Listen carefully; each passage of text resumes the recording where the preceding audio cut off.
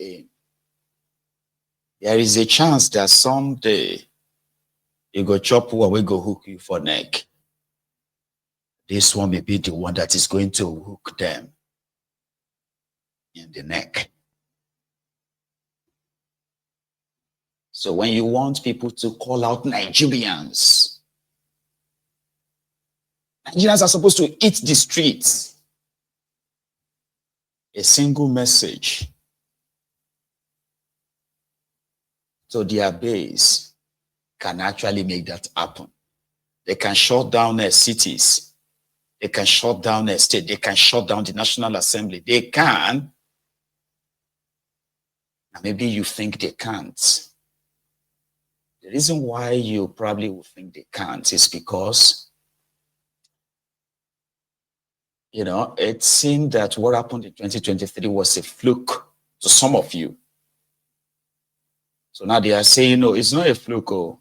And we saw what you did to all these, rig them out of Enugu, rig them out of Plateau State, rig them out of Lagos, rig them out of where else? I mean states, so state-wise, so like they are supposed to have all governors of these states. Rig them out of rivers. And they are saying, okay, they've learned that now. So if they now come out and tell you that out of the 36 states of Nigeria, they now break it down to tell you how much of their members are in this or that place, because according to them, they are actually opening their own contact centers in every ward, every local government in Nigeria. That is grassroots, right? And the fact that the people they are mobilizing are not people who are expecting bag of rice, expecting 1,000 naira, that makes them dangerous. Very, very dangerous for the establishment. Now, I am not a Nostradamus. I do not have vision to predict. I can project. Yes, I can. By using the available information, undisputable information, the indisputable information that you and I can look and say, well, it's true. You want to stop, you want to see the people that you won't be able to call lazy, coward, scared. If you like say the hard time, don't they create the tough people now? Yeah. And toughness is not about you looking like a very dark man. No. Being tough is not like when you have to look like a Vander Holyfield, being a Mike Tyson, or even Anthony Joshua. No. Nigeria is tough, very hard. It will eventually create tough people. And if you have a percentage of them in the midst of millions, they are the motivator. And that is why you have to be careful. And that is why I'm investing in this. Yeah, I am. You know, I told you before that they are like their nemesis. And that is why when you see those who are genuinely, not those SPV boys or those opportunists and all that, so these cash TVs or human rights cash TVs and no.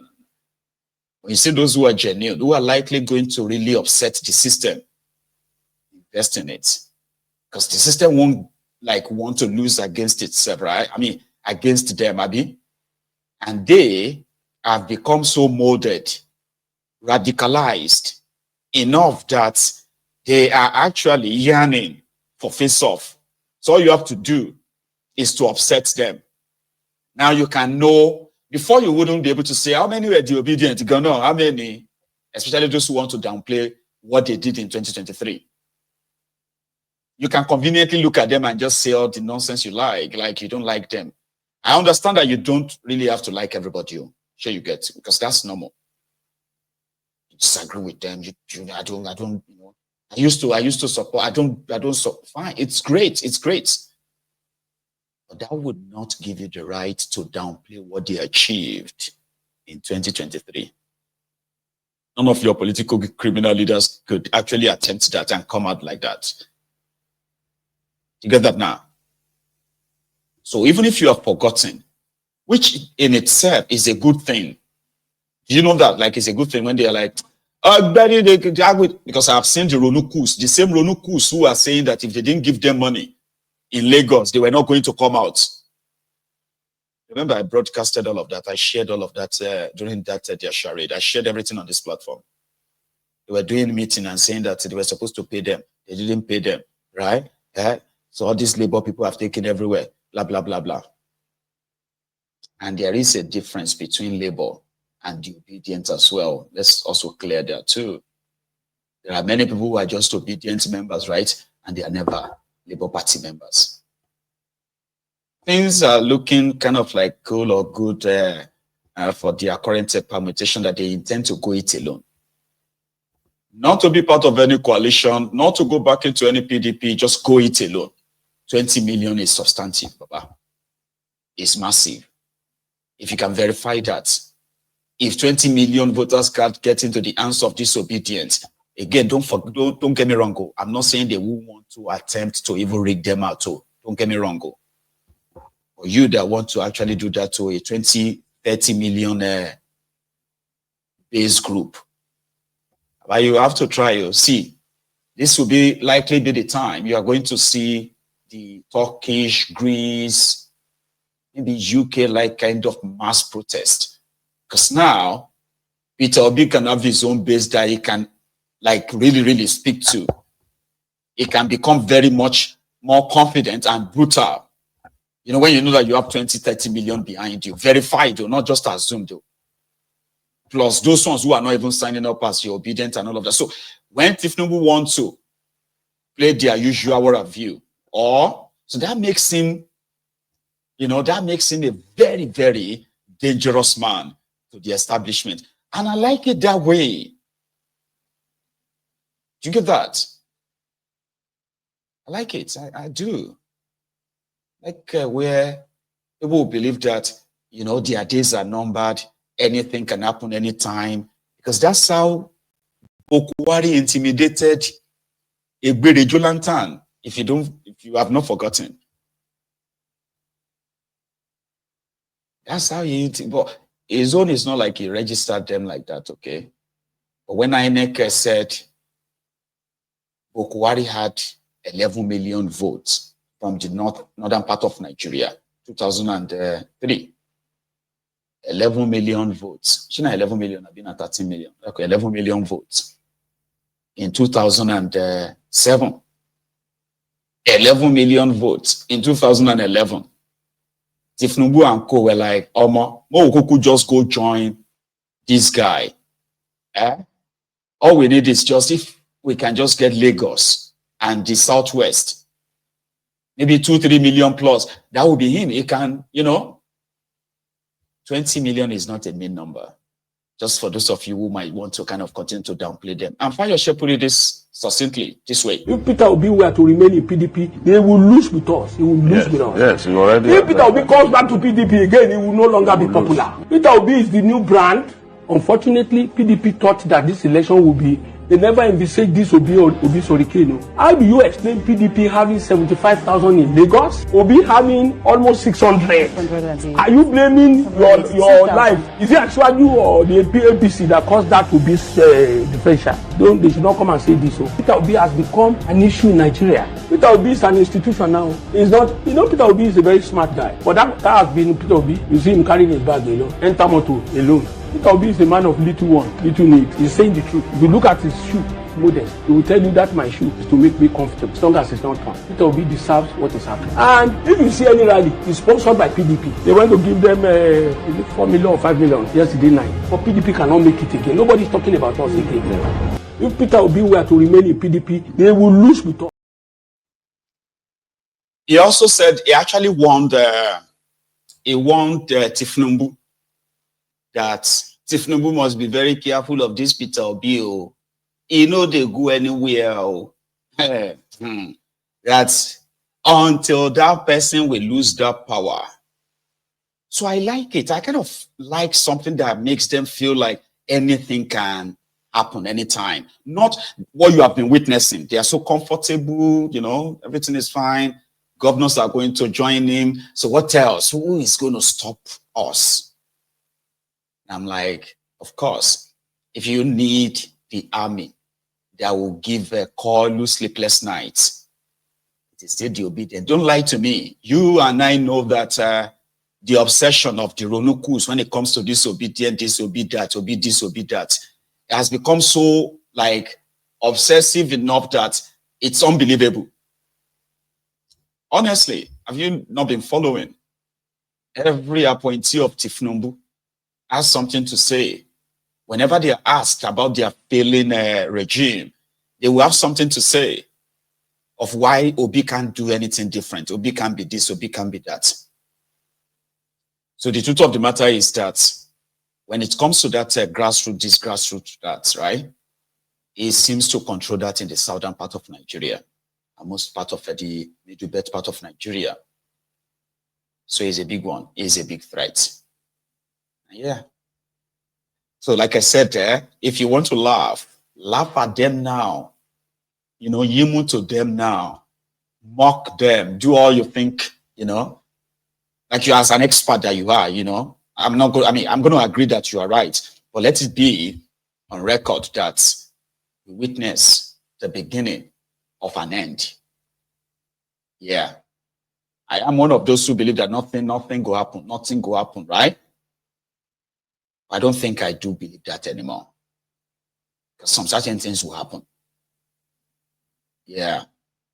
But the only thing is that maybe for the first time, the establishment should lose. You get what I mean? Like, lose everything. And not just Tifnumbu losing Abuja or anything. No. The entire establishment. That would be refreshing. That would likely be an opportunity for people to change the trajectory of their lives, in which, you know the whole mess that you are in right now. So to you, the Obedience, and every other group pushing, doing something, not just talking, complaining, but like doing something, they will always have that purpose on this platform because they are very important. The Obedient and the rest of them, you know why they are so powerful again? They control the social media because they don't have to be paid to do it. Propaganda every day. But if you are a very much regular social media user, you'll be wondering, who are those who are then possibly still supporting these murderous people? Well, they say, well, those who are so hungry to be attracted by their, their peanuts and their freebies. So, brethren, I am saying it to you this evening, as you are joining us in this temple, that if you have heard about obedience, right? Well, they are up to something that is likely going to sink the entire establishment in that contraption, including Kolu, or it is going to possibly confirm the worst fear that when criminals capture power, they capture it and everything inside it. I'm talking about the human beings in that place. And there is nothing anybody can do about it. There's nothing the people can do. They will decide. Then that will likely confirm that too. But a day is coming that we're going to look back. And very soon too. Right? We're going to say, I remember when it all started. I do. Chike, my man. That's quite generous of you, by the way. So thank you so much. Right? MG, you make Nigeria's truth a little easier to swallow and digest. True. Thank you for always telling it as it is. Thank you for always being you as well. Right? Thank you very much. Chike, that's my own very good, Templar, all the way from Canada. God bless you. And say hello to the African Wala when you see him, right? So, brethren, the point I'm trying to make for you this evening is that as the career criminals from all, in Nigerian political space, as they continue to trade and trading their transfer deals here and there, which so many of you are looking at them with, with so much embarrassment and disdain for some. Like, what the heck, man? People with no ideology, no goal, no nothing other than just access to the public fund, which they have always, plundering about, right? It's a shame. So you have the likelihood of a ready-made army that even if they can't take power, they can force the hand of the establishment, right, to leave the power entirely. And I strongly believe in that.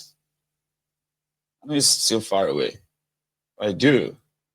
Because according to this this ex-convict, Oji Uzokalu, few days back, he met with his constituents in Abia, I believe, and he told them that Tinubu is unhappy, that he lost so much in the eastern part of Nigeria, and right now is determined to capture the eastern part of Nigeria. How's he going to do it? He was beating blue-black, Atiku, Okowa, in Delta State, so vice presidential candidate, Okowa, the governor then, he was beating blue-black. Yeah, by people who were not given any dime. The Obidient, they did it there, So, in Abia State, according to Oji Uzokalu, he said, when Bokwari was your president in Abia State or in his own constituency, he gave Bokwari 60-something% or something. Is from his constituency, right? But under Tifnumbu, it was only 4%. So it was like Anokwabi. Here you get. Anyway, he said Tifnumbu is determined to capture Abia State. That's what people took literally like offensive. Like, are you mad? But the thing is this.